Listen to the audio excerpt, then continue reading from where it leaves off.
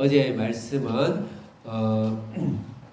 여호람 아합의 왕의 죽고 나서 첫째 왕 아하시아 왕이었어요. 그 1장에서 아하시아 왕이 바알세부 하나님을 찾지 않고 바알세부에게 예배드리고 그렇게 한 걸 보고 엘리야가 화가 나서 너희들 하나님이 없더냐 하면서 죄를 책망하죠. 그랬을 때 엘리야를 잡으러 올 때 세 번이나 불러 불태워버리는 사건.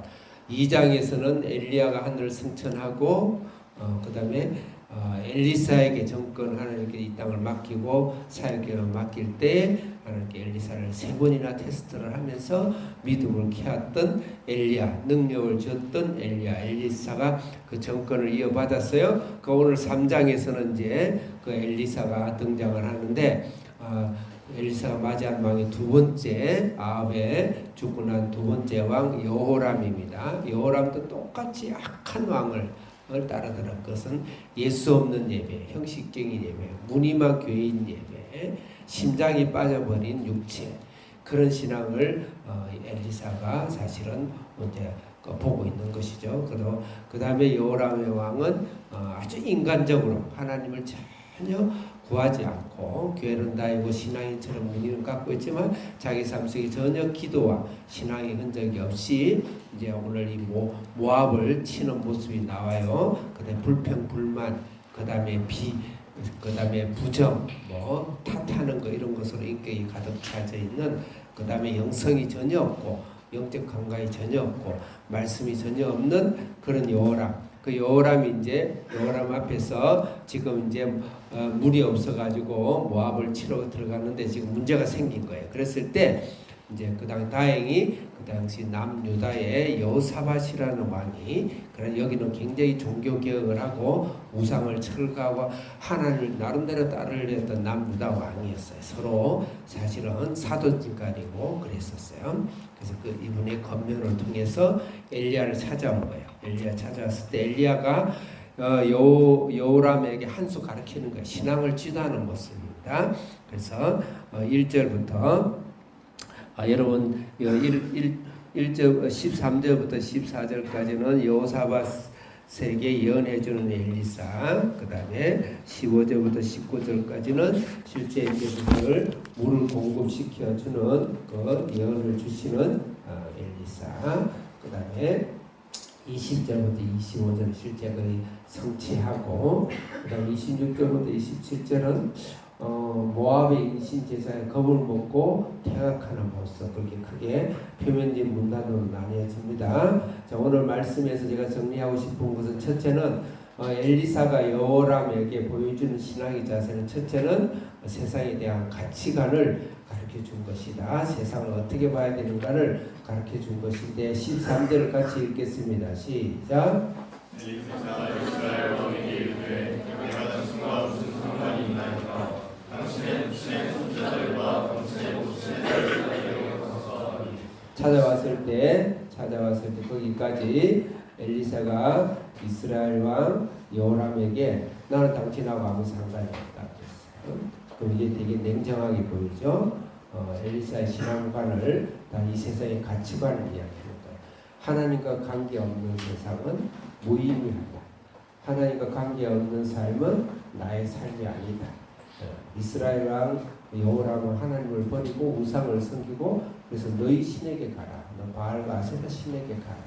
이 말은 이 사람들을 복수한다든지 미워하는 것이 아니고 엘리사의 이 땅에 살아가는 삶의 가치관에 있어서는 무슨 일을 하든지 하나님을 영광을 돌리고 하나님께 예배하고 하나님을 위해서 사는 삶의 가치관을 보여줄 것이다. 이렇게 볼 수가 있습니다.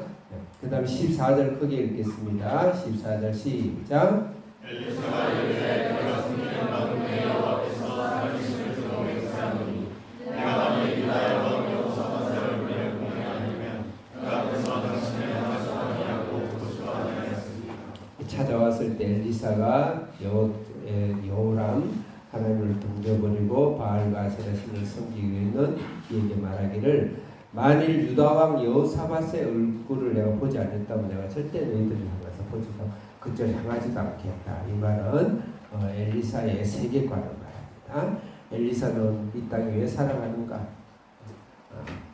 여호사밧 같은 영혼을 구원하기 위해서, 이런 영혼, 이런 교회를 돕기 위해서, 교회가 부흥하고 교회가 전해지고 복음이 전해지고 이 영혼을 구원을 위한 것이 나의 인간과 나의 힘과 능력을 나는 쓴다 하는 엘리사의 이 세상의 세계관이다. 하나님도 이 세상을 오늘 왜 유지하고 있는가? 과학이 발달하고 어마무시한 이런 세계가 이렇게 지금도 유지되고 있는 것은 왜 유지가 되는가? 여기 앉아있고 이런 아침에 일어나서 머리도 긁고 세수도 못하지만 하나님의 말씀에 무릎 꿇고 있는 여러분의 영혼을 보호하고 그런 영혼을 찾기 위해서 이 세상 세계와 우주를 운영하고 있다는 것을 알며 엘리사가 여호람에게 그걸 가르치고 있는 것이다. 그 다음에 15절 읽겠습니다. 크게 시작.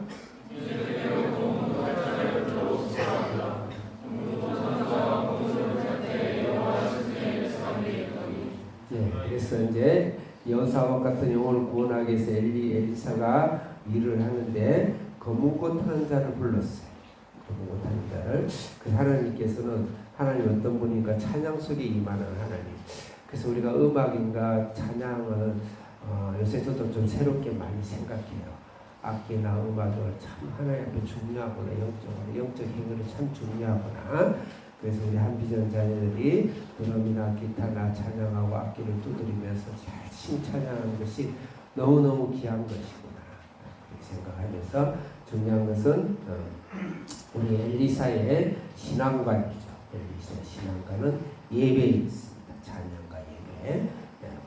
그 사람들은 예배 드리지 않지만 예배를 위해서 검은고 소리를 당연히 검은고 소리를 듣고 하나님 임재한 것이 아니고 엘리사가 예배를 드린 것. 예배 드리는데 이 세상에 있는 모든 걸 다 동원했어. 만물도 하나님을 찬양하고 나무도 찬양하고 또 모든 것들을 다 동원해서 하나님을 찬양하다 찬양해라. 엘리사의 예배다. 엘리사는 신앙가는 지금 예배를 지금 여호람에게 가르치고 주고 있는 거예요. 20절에 보면 아침이 되어 소제가 드릴 때 기적이 아침 소제랑 아침 저녁으로 제사장들이 그 달에다가 향을 피워놓고 하는 거예요. 그래서 소제라고 하는데 예배를 드릴 때 이 일이 일어나죠. 그래서 엘리사의 예배관, 신앙관, 여호람을 보여주는 것이죠. 16절 읽겠습니다. 크게 시작.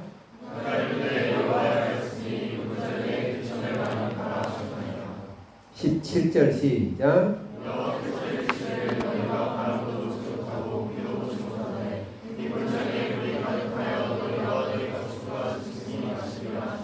아멘. 엘리사의 신앙관이면서 하나님은 어떤 분이신가? 개천에 물을 팔아. 아주 중요한 것은 믿음으로 해라. 믿음으로 먼저 너희들을 보여라. 믿음으로 준비하라. 하나님이 기적과 역사를 여러분 우리 인생을 운영하더라도 반드시 내가 믿음의 실천이 있어야 돼. 믿음으로 가져야 돼. 그 믿음을 켜야 돼. 그 개천에 아직은 물이 안 나오잖아. 그런데 꼴짝에도 개천을 팔아. 이게 무슨 일이냐? 이게 뭐 엉뚱한 일이냐? 이게 불필요한 일이냐? 하나님을 믿었으면 우리가 실제 믿음의 행위로 문을 열고 박차고 나가고 힘들더라도 나의 목표를 세워놓고 책상 앞에 앉아있고 또 뭐가 눈앞에 아무것도 안 보일지라도 당장 물이 안 보일지라도 우리 하나님은 나의 하나님이시며 하나님이 나를 승리케 하시며 나의 길을 인도하실 것이며 눈에 보이지 않지만 하나님께 나의 길을 나의 인생을 우리의 가족을 우리의 자녀를 인도하실 것이다. 믿음으로 주님 앞에 우리 드려야 된다. 시간이 없어서 정리를 해야 되겠습니다. 그 다음 19절 한 절만 더 읽겠어요. 시작.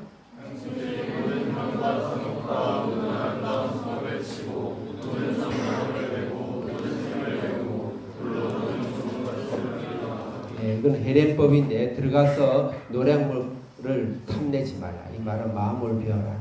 항상 하나님 앞에 마음을 비우고 가난한 자세로 영적 자세로 해라. 이 말씀이고 25절 크게 읽겠습니다. 25절 시작.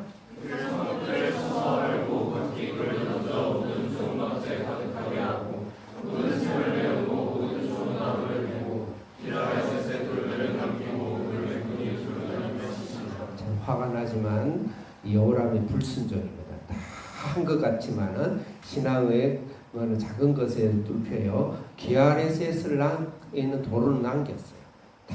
다 버리라고 돌을 다 드러내라 그러는데 그 기아레셋은 굉장히 요충지고 전략적으로 탐나는 지역이에요. 십자군 전쟁이라도 이 요충지를 사회에 썼던 곳인데 그것은 살짝 남겨놓은 것이 아간의 범죄죠. 아간의 범죄죠. 불순종한. 그 다음에 마지막으로 27절 읽겠습니다. 시작. 이에 자기 왕위를 이어 왕인의 자손을 필요와 성에서 번제를 드리시라. 왕이 이 모압 왕이 안 되니까 자기 왕자를 불러 태워서 죽입니다. 그게 그노스 몰렉의 신이에요. 엄청나게 무서워했죠. 이 영적 전쟁에 있어서 사탄을 무서워하고 귀신이 무서워하고 이 세상을 두려워하는 이런 불신앙의 제소리를 벗어나야 되겠다. 하나님 감사합니다. 오늘도 하나님께서 엘리사가 이렇게 신앙을 가르치는 신앙을 주님 앞에서 우리가 쫓아갈 수 있는 저희들 다 되게 해 주옵소서. 예수님의 이름으로 기도합니다. 아멘.